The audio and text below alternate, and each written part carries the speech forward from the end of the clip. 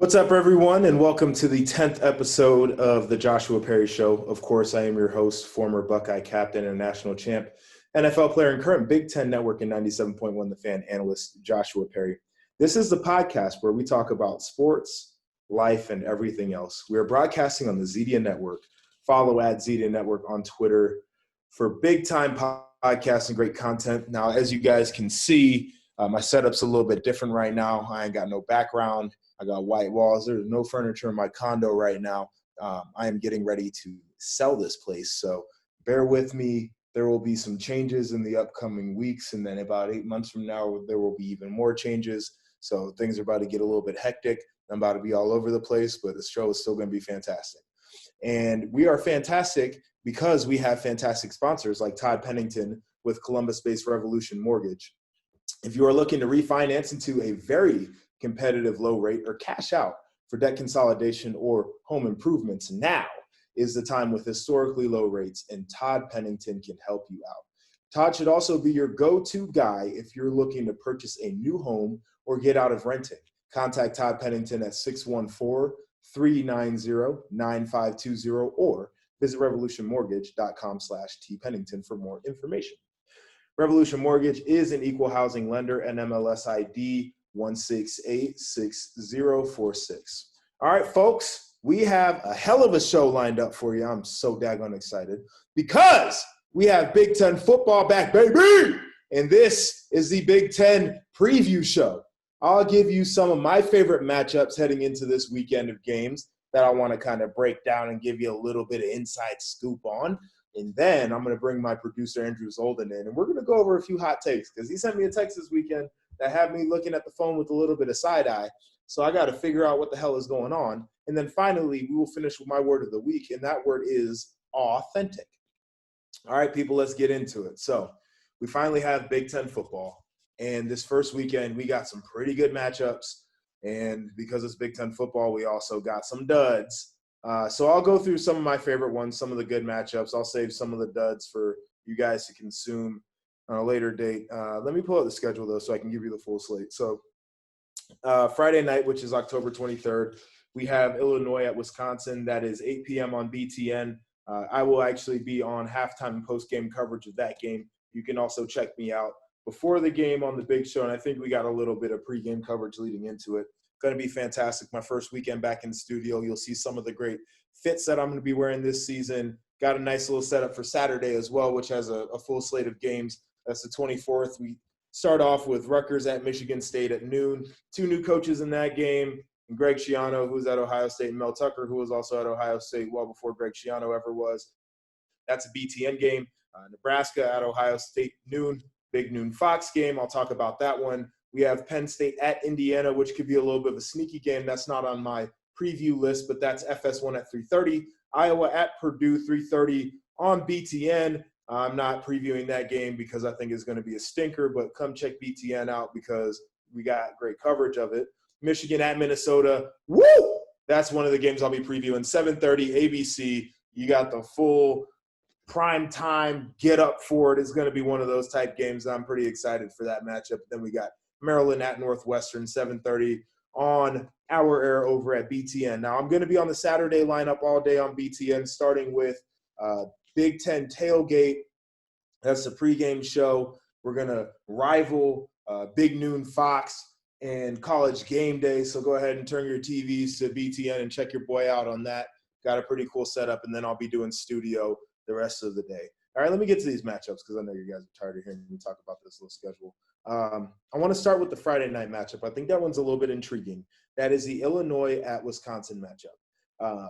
It's intriguing for a couple of reasons. First off, it's the first Big Ten game of the season. It's being played on a Friday night. So outside of high school football, which in some jurisdictions as a community member at large, you can't even go. There's not going to be a ton rivaling it. And I'm really excited on the TV side to see what the product's going to look like in terms of an empty stadium in the Big Ten, and how do they pipe in the sound, and how does the TV crew that's calling the game handle such a different scenario where you don't really get to let it bleed with the crowd noise and all the other stuff that goes on. I'm excited to see how the Big Ten handles that. But there's also a football standpoint of this game that becomes really, really interesting to me.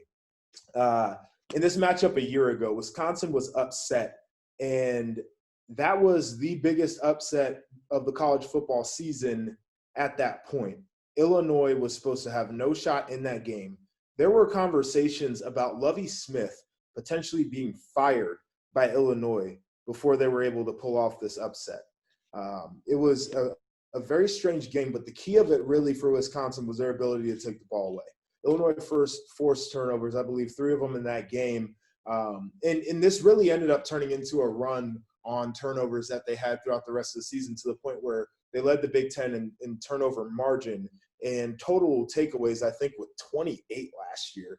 And Lovie Smith, the way that he plays defense, folks who are familiar with his time, and I believe Tampa Bay, and his time obviously in Chicago with some of the great defenses that he had, he wants to take the ball away. That's a point of emphasis, is his defense's ability to create more possessions for the offense by taking the ball away. And they'll look to be opportunistic again this year.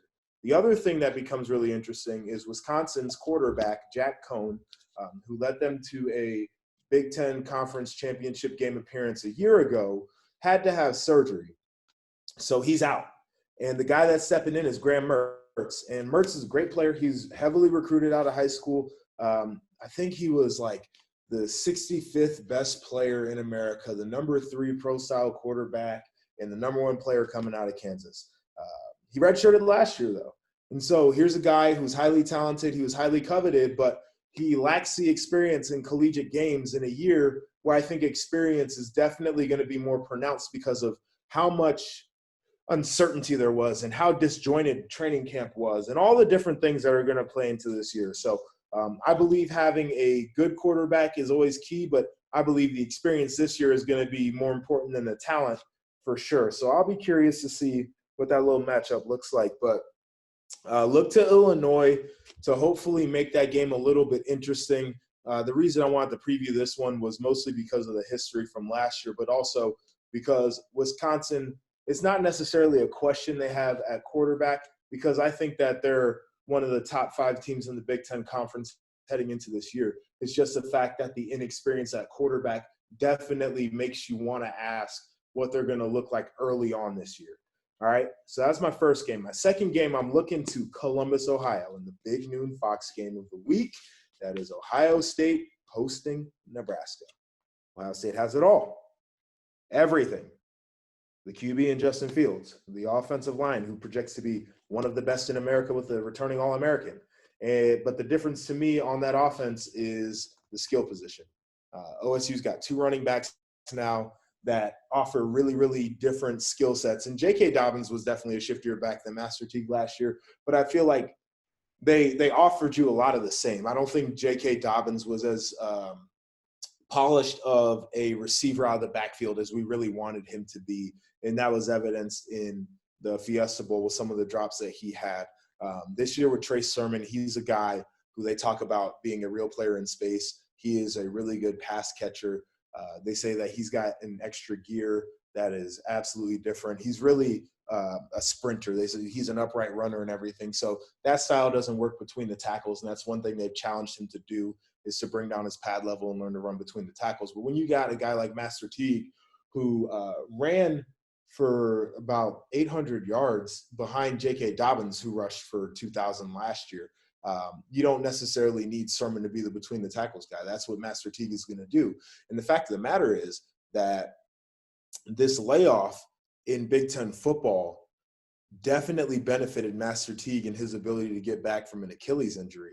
So I'm looking forward to that 1-2 punch out of the backfield, almost a thunder and lightning type of situation, but 2 backs who will definitely give you some good rushes, some good receptions, and we'll add a little bit of dimension to that offense. And then you got that wide receiver group. Chris Olave, obviously one of the best in America. He was a guy that was, we feared might want to opt out, and he was Buckeye all the way. You've got Garrett Wilson, who's moving to the slot. We've seen what he can do. He's the athlete in that group. He's electric. He's got wiggle. He can get open underneath. We've seen him climb the ladder as he did in that Fiesta Bowl with that ridiculous catch he has. And then you've got Jamison Williams, who is really looking to be a breakout guy within this offense, and he's been relegated to some backup play and some special teams. We've seen him be electric on special teams. Like, there were a lot of returns that you felt like he was going to definitely break out. And then even behind them, you've got G. Scott Jr., you've got Julian Fleming, Jackson Smith, and Jigba as some youngins who are going to really want to make an impact. So offensively, they're stacked. And then on the defense, you got talent. They're young, but they're talented. They got a linebacker room that's about 7 deep, and that's the experience on the defense. There's new faces everywhere. But specifically for me, it's going to be Zach Harrison on that defensive line. Heading into his sophomore year, I think last year he had, what was it, 3.5 tackles and maybe close to double-digit TFLs. And he's looking to take another step this year, and that's what the Bosas and Chase Young as well did, as they all had a big jump in their production from freshman year to sophomore year. And he'll be the next Larry Johnson product to do that. The back end of the defense, again, inexperienced, but all the talent's there. And we've seen Ohio State reload their secondary year after year. So I have a little trepidation about their ability to do that. Now, Nebraska, it'll be interesting to see how they look. They were a part of the we want to play movement in the Big Ten. And really, they were probably the ones really strong-arming the conference. They were, parents are suing the conference, and their athletic director and their university president, their coach were very belligerent in terms of their messaging in throwing the conference under the bus. So now they've got ball back. And for me, they have to be a lot better than they were last year for this thing to even be close. The good thing for them is their offensive line is seen as a strength on the team. They've got 2 quarterbacks, actually, that can really play. Adrian Martinez, who is their main starter, and then Luke McCaffrey. And McCaffrey name, we all know about those guys. He's a guy that adds some dimension. And whether they're lining him up at quarterback or we've seen him line up at wide receiver and everything else, they're going to want to get him in rotation. Now, the issue for Nebraska is they were killed in the transfer portal. They had some wide receivers they lost. They lost some running back talent to the portal. So they've got a little bit of work to do to fill that void. And then defensively, they were ass a year ago, and I really don't know a better way to say it. And I'm very curious to see what they look like this year because I don't know how big of a difference it's going to be. So the key for Nebraska in this game is going to be stealing possessions. And what I mean by that is, can they recover an onside kick? Can they fake a punt? Can they fake a field goal? Can they rake the ball away when Ohio State runners are stood up? Can they force Justin Fields to throw the ball into tight windows or tip the ball at the line of scrimmage or whatever it is and try to create a turnover that way? If they can give themselves more opportunities to possess the ball by stealing these possessions from Ohio State, then I think that they increase their chances for success in this game. And it's not to say that they will be successful because ultimately I think they lose and I don't think it's very close. But if there was a way to keep it close, this would be the way to do so. All right. And then finally for me, the last game I want to break down, I kind of talked about it. Let's say before I get to that, there's one game that is interesting I'm not going to break down. Penn State at Indiana. Tom Allen is Indiana's head coach. He's got those guys playing really well. They had their first winning Big Ten season, and I think maybe since the 90s or something like that, 94 when I was born, something crazy like that. They've got Michael Penix Jr., who is their quarterback. He's been hurt, but he's electric, a lefty. He can run the hell out the ball. He's put on some weight. They're playing defense in Indiana, which they didn't know how to spell defense when I was a player at Ohio State anytime we went up against them. So they'll make it interesting for Penn State. It's going to be in their home environment too. So I'd look out for that game. Don't want to get too deep into the specifics, but Indiana is like my track team of the year because I think that they can do some special things and they're motivated to do so. But the final game is that Michigan-Minnesota game. And I'm not really diving into it entirely too hard because I will give you at the end of the show the reason why Michigan is going to lose that game. But here's the deal for me is I did a Big Ten power ranking today, which would be, I guess, yesterday when this show comes out, of my top 5 teams in the Big Ten Conference. And I had Wisconsin at 5, and they would typically be higher, but the quarterback, right? You got the young quarterback. So I moved them down to the number 5 slot. I think they're still going to be really good. They can succeed with defense. My number 4 slot was Michigan. My number 3 slot was Minnesota. So these teams are 1 slot apart in my power rankings. So I don't know if there's a ton of difference in the amount of talent and really how these teams will probably be measured up at the end of the year. And I think it ends up being an interesting game, but there are some reasons why I think Michigan really loses this. But to preview some of it, you're going to see Michigan be really aggressive on defense. It's Don Brown's MO.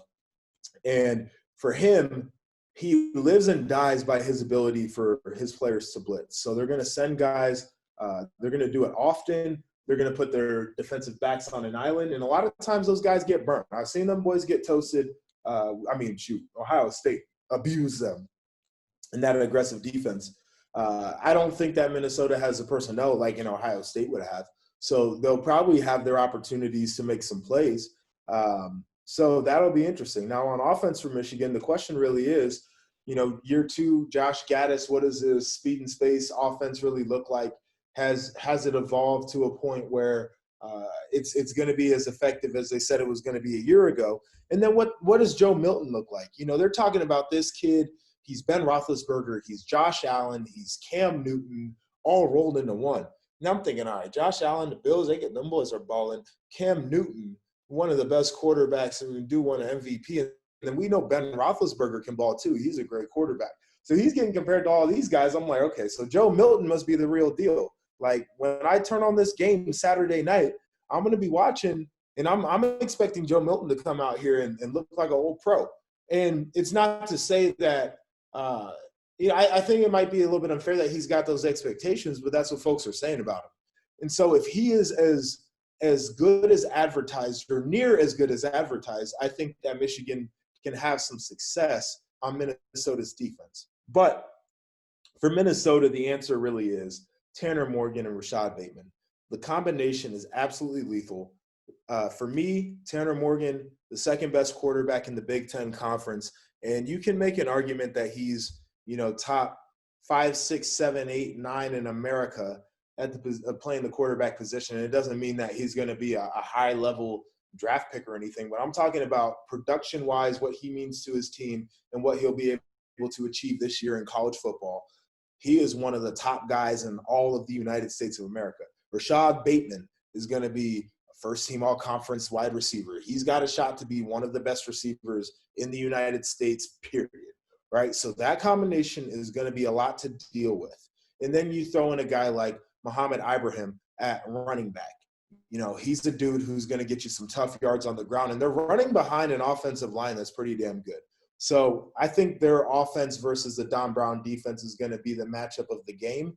And for this game, whoever comes out on top of this matchup is really going to tell a lot about the DNA of the Big Ten Conference this year. So I'm really, really excited. All right, before we move on to some of these hot takes, I'm going to bring my guy Zoldan in. I want to give you a little message from our friends at Manscaped. We got some news, and it's that we partnered with Manscaped. We've had this partnership for a few weeks now. Everyone's got the story from when you cut your balls from trying to trim. Well, that problem is gone thanks to Manscaped. They have redesigned the electric trimmer. The Manscaped engineering team has perfected the greatest ball hair trimmer ever created and just released the new and improved Lawnmower 3.0. From the LED lights to the 90-minute battery to the cutting-edge ceramic blade to reduce grooming accidents, this is the premium, that's right, I said it, premium electric trimmer. So this is what I'm going to do for you folks. I'm going to save you a little bit of money. Go to manscaped.com. You can get 20% off and free shipping when you use the code OSU20. Make your testes their besties. Again, the code is OSU20. That's manscaped.com for 20% off and free shipping. Trust me, it's legit. I've used it myself. My guy Zoldan can give you the review on it. It is absolutely fantastic. You need to buy one. Your balls will absolutely thank you. All right, Zoldan, I need you to hop in this bad boy because we got some things to talk about. Oh, rubs hands like Birdman. Here we are. What's up, buddy? I'm feeling good because I just used that Manscaped trimmer. So, I'm feeling good. My testes are my besties, and I'm ready to talk about my hot takes. That's fantastic. So this first one, and so Zoldan sent me these in a text, being a great producer. He's like, hey, guys, this is some potential fodder for the show, some show topics. Let me know what you think. So the first one, I think I agree with this, but I think there's also a caveat to it, is how good would UGA, University of Georgia, be if they had Justin Fields? Go. What do you think? Well, I think if you drop them in there right now, they'd obviously be incredible. Who knows what transpires from the last 2 years? Who knows who stays? Guys could have had better years last year, leave a year earlier for the NFL.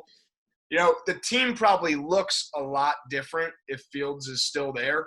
But if you just dropped him right now onto this Georgia team, you could make the argument that they're better than Ohio State. You can make the argument that they beat Bama. You can make the argument that, last year, if Fields was on the team last year, you could have argued that they could have beaten LSU, because Fromm wasn't very good last year. So Justin Fields is that good of a player that if he's on this Georgia team right now, they are instant title contenders. That is a really hot take, saying that, they'd be up there with Ohio State and Alabama. You said better than Ohio State. It's really hard for me to get there. You got to think about this. Who's the Ohio State quarterback if Fields is – and I was thinking about that. It's like Tate Martell. Is he still at Ohio State? Like, how is Ohio State looking with that guy? But I have a feeling that, one of these transfer portal quarterbacks outside of Fields, we would have nabbed at Ohio State, and Ryan Day probably would have done a really good job of turning that player into a dog. But I definitely can get with that line of thinking. All right, I'm looking up some statistics here. I'm trying to get the game log for Georgia right now because I want to talk about – Through 3 picks. Huh? I think Stetson Bennett threw 3 picks. Right, but I'm trying to get into a little bit of conversation though, because the 3 picks is definitely something that stands out. Justin Fields did a really good job last year of taking care of the football, but how many of those interceptions are attributed to poor quarterback play, and how many of them are the fact that I don't think they have enough guys at wideout? That's a good point. But who knows if there's more guys that would have – well, they got Pickens. He's pretty damn good. Okay, so you said one guy. When I was doing my OSU little preview thing, I named 6 guys that are ready to go. Fair enough. I'm trying to. But the defense is so good. I think it comes down to this: if you pull Fields off of Ohio State and swap the quarterbacks, then obviously Georgia would probably be the favorite against Stetson Bennett-led Ohio State. But if you never put Fields on Georgia and they bring in a transfer or they develop a guy over a few years, then you're looking at a completely different Ohio State offense than you are right now. So I think I made the mistake of dragging Ohio State into it, and what I really should have said. No. Well, I get what you're getting at. That Georgia is an actual threat and an actual title contender with Justin Fields. No. I mean, I get what you're getting at. I'm trying to push back a little because I think the quarterback definitely is an issue, but I think it's more so like I don't know how much I like the receiving targets. So Bennett did throw 3 picks. He was 18 of 40, which is 45%. That's a bad completion percentage. But he threw for 269 yards. Previously, he had thrown for 238, 240, and 211. So he still had a season high in this game against – and so, like, why did he have so few completions? Like, can his guys not get open? Can his guys not go up and get the 50-50 ball? I'm pushing back because I thought it was an interesting topic. All right, I'll move on to this one, and I'm going to let you handle it 100% because I'm not touching this one yet. And I'll agree with you here. Clemson they look like they're on another level right now. They look so good. But you said OSU is nowhere near Clemson. Explain yourself.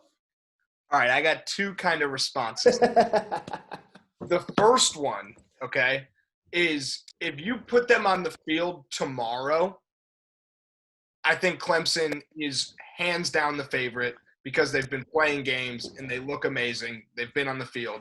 But that's obviously not the situation where they would play each other. All right? Everyone's talking about the Ohio State revenge tour. Everyone's saying Ohio State wants to beat Clemson. But I think what people are forgetting is that Clemson didn't win the national championship. They didn't beat Ohio State and then beat LSU and have this, like, they don't have the 2014 Ohio State celebrity, let's take a week off mindset. They have, no offense, they have, and I'm only saying that because I've heard you talk about it with Ty. Oh, yeah. No, we can go to class. But they have, we lost last year. We still have Travis Etienne, who would be one of the best players in the NFL right now. We still have Trevor Lawrence, who probably would win Rookie of the Year right now. All right, we still have Dabo. Everyone's talking about how great of a coach Ryan Day is. It's like all these chips are being put on Clemson's shoulder, and I think people are forgetting about it. Meanwhile, at the same time, they're blowing people out and Sure. looking like unstoppable. Like Joey and I talked about this on our show, Drive the Lane. Like, I don't think there's anything Ohio State could do this year that they would jump Clemson in the rankings. Oh, yeah. I agree. So Ohio State's best chance of winning the national championship is being the second team in the playoff because they do not want to play Clemson first round because – and another thing, the ACC doesn't look very good either, but this is a weird Big Ten year where Ohio State could end up really not playing a whole lot of anybody going into the playoff. And you see a team like Bama that's already got Georgia out of the way. They'll play a Florida. They might even play Georgia again in the SEC championship. So, right, but so I'll push back on a few things there. I agree that the SEC definitely is going to have the resume, but like at the end of the year, we could look back and we could question how good Georgia actually is because of what you said. I don't think their offense can match how good their defense is. We'll look at Florida and we'll really have to ask tough questions about them. I think Trask is doing well. I like Pitts. I like Tony, but outside of those guys, like, who do they really have? And their defenses look suspect all year long. Like, I think there are some names that we were definitely excited about out of the SEC. Like, what's Auburn doing right now? You know what I'm saying? Like, so I'll push back on that. And then to your point, I think that Clemson does have the ability to put that little chip on their shoulder or whatever. But I also think that's Dabo kind of like doing the Dabo thing because anybody I talked to nationally said the exact thing that you said is that Clemson's probably going to be the number 1 seed because they look that good and their quarterback's that good and their running back's that good. And so I don't know. I mean, I agree that they should be the 1 seed. I just don't know how far behind the 2 and 3 are going to be. And I think this year is going to mirror a year ago where there's the 1, 2, and 3 seed in my mind are going to be Clemson, Alabama, Ohio State. I mean, who's going to be number 4? Like, I think there's a clear delineation between who the top 3 teams in college football are going to be. Clemson's absolutely one of them. They're number 1 in my mind right now. Alabama's clearly number 2. And then when Ohio State starts whooping ass like they're supposed to, they'll be number 3. And then after that, it all kind of fills in. Now, is Clemson this year what LSU was last year? I'm not exactly sure about that. It's tough to score. It's tough to score almost 80 in conference. Like, I'll admit to that. I got to interrupt you. Okay. I think at this point right now, Clemson looks better 4 games in than LSU did 4 games in last year. Yeah, I tend to agree with that. I think LSU, we had a lot of questions about what they were going to look like defensively. I'll beg the question against what competition, though, because LSU had some dogs. I mean, they had some games early on in the year. And Joe Burrow was looking like he was supposed to win the Heisman from the moment they stepped on the field. And again, I think it's hard to score almost 80 on anybody, especially a conference opponent. But I don't know how good any of those teams are in that conference. Ohio State's going to have a game where they score 65-plus this year. They have to. I mean, they're going to have to run it up on Rutgers. They're going to have to run it up on Maryland if they can. They're going to have to run it up on Michigan State when they play them. Like, they're going to have to do that. And Clemson knows it too. Like, it's not a regular year. You have to beat whoever you can beat by 70 points. The worst thing that could happen for Ohio State is that they jump Clemson in the rankings without Clemson losing, because then it'll just be no one believes in us, blah, blah, blah, all this stuff, despite them winning the championship 2 years ago, despite Dabo being maybe the best coach in college football besides Nick COVID Saban. But I just think there's a huge gap right now, and part of the reason is because we haven't seen Ohio State yet. Joey and I were goofing around about this. How silly is it that people are getting upset that Ohio State's not ranked higher right now? Yeah, I mean, it's silly that people are upset that Ohio State's ranked as high as they are right now too. I had this conversation on your SEC show, actually. It's the ranking conversation to me is one of the dumbest things going on. These rankings don't matter because it's not the CFP rankings. But it's this essentially to me is like people getting in a tizzy about a preseason ranking. It ain't going to matter at the end of the year. We're going to look back at this and nobody's going to talk about, week 4 or 5 or whatever it is of the college football season, what these teams were ranked like. Ohio State's going to naturally ascend to where it's supposed to be for all the people who say they're not ranked high enough. For people that say they're ranked too high right now, they're naturally going to ascend to where they need to be. So it doesn't matter. But you were talking about Clemson having that wide gap because they've been playing and Ohio State hasn't. And this leads right into the third take that you have, which I totally agree with. Trevor Lawrence is literally cemented at number 1. Like, he is the number 1 pick by far and away. There is no argument about it. There's no ifs, ands, or buts. He is the guy.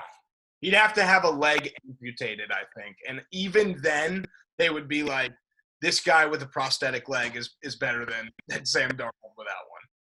I agree with you 100%. I mean, that's what it's going to come down to is which teams playing right now have an ass quarterback and how much better is Trevor Lawrence going to be than their ass quarterback. Like, that is the whole conversation. Something that Joey and I talked about, which is pretty interesting, is you look at a team like Jacksonville. Let's say they're just like Doug Marrone, we're done. It was a great little marriage. We have children together, Blake Bortles, but it's time to, get divorced and move on. What happens if the Jaguars call Ryan Day and say, we want you to be our next coach, and we're going to be drafting Justin Fields? So I guess the question for Ryan Day would be, number 1, how much money are they going to pay him? And can Ohio State not match that amount of money? Number 2, how bad does he want to be an NFL coach again? Because there are some definite differences in being a college and pro coach. In college, like, you never see your family because there's never really time off. And you really got to be like, like a second parent to the guys in the locker room. Whereas in the NFL, you have like a natural off season and everything else. But on the flip side of that, in the NFL, you got a bunch of grown dudes that you got to make sure that they're happy. And when they're not, they will literally cuss you out and tell you, like, I get paid, some of these cats, $15, $20 million a year, coach. They're going to fire you before they fire me. That's a conversation that happens in the league. So I'm curious how much you would want to get back to that. But to your point, it would be a very, very, very interesting scenario if Ryan Day was approached like that. Because I think it would be enticing. I really do. I think that an NFL team would pay through the nose to have him. I think it would be intriguing for him to be with his quarterback and to be in control of a franchise from a coaching standpoint. I think he'd at least kick the tires on an opportunity if it ever presented itself. Something that me and you have kind of talked about also is like the shelf life of, can this guy make the jump to the NFL is so small also. No one expects Ryan Day to have a 9 or 8 win season at Ohio State just because of how loaded the recruiting classes are, how good all the coordinators are, everything like that. But let's say this year they come out and lose 2 games they shouldn't, don't make the playoff, blah, blah. Immediately that, decreases the chances of him getting the NFL call. You see a guy like Matt Rule last year.